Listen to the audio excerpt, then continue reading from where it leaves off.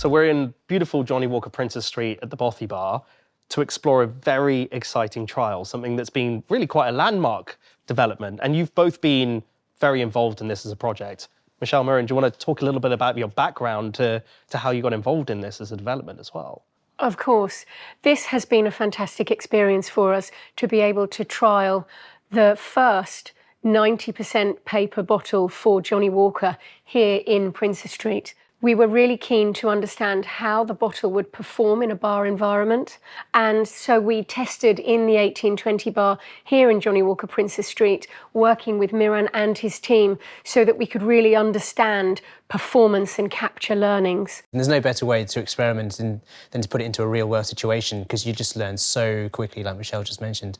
We knew going into the trial that the bottle wasn't perfect. We've really focused on progress over perfection. Yeah. So rather than waiting for perfection, we wanted the opportunity to take the first 250 bottles and work with Miran and his team and be able to test them and see what happens. Amazing. And Miran, from your side, as a seasoned bartender looking after these bars, how did you find working with something that was, iconic to, everything that people know about Johnnie Walker, but in a very different and new format as well? Overall, it's extremely positive because we are doing something truly innovative. The nuances of a bottle are kind of varied as well.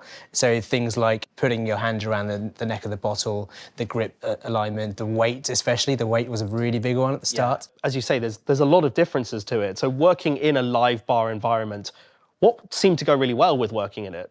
I think the positivity is that, first of all, it doesn't break when you drop it. Not that bartenders drop everything all the time, but sure. It's one of those things where it's the variance of how you can hold it, how you can showcase it is a lot different to glass in a way that we didn't really expect as well. How it acts in a speed rail is different, how it reacts to moisture. We had amazing custom-made speed pours for the top, because that's an issue we encountered straight away in terms of the universal connectivity between how you pour into a glass at high volume. How did consumers react to it? In initial research with consumers, they didn't believe us that it was paper. So we purposefully sought out papers that felt very tactile to really signpost that it was paper. But they didn't quite understand that leap as to why we were doing that and why we would be looking to explore a different substrate to glass.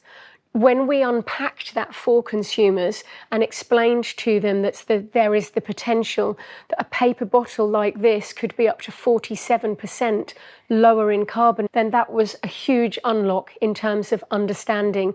Once they appreciated that sustainability impact, then there was a huge amount of support and engagement and excitement about this as a genuine possibility.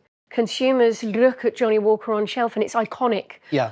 So that desirability, that beauty that they expect from the packaging has to be retained. Yeah. And so this was really about celebrating the unique attributes of paper. So I suppose one thing when guests were interacting with this, they must have been wondering, what does this mean for the whiskey itself? You can't see it, and I don't think that's necessarily going to be a barrier for a guest, but they must be kind of confused as to what does the difference to using a regular glass bottle mean for their whiskey?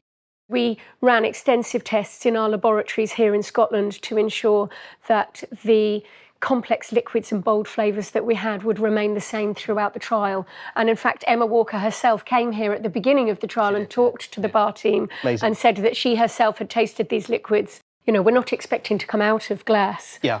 It will always be part of our packaging solutions, but it's just that as we progress forwards and look to more sustainable solutions, it's one of a number of different opportunities to package our liquids, and it's looking at what's the right format for the right occasion, and having a range of different options available.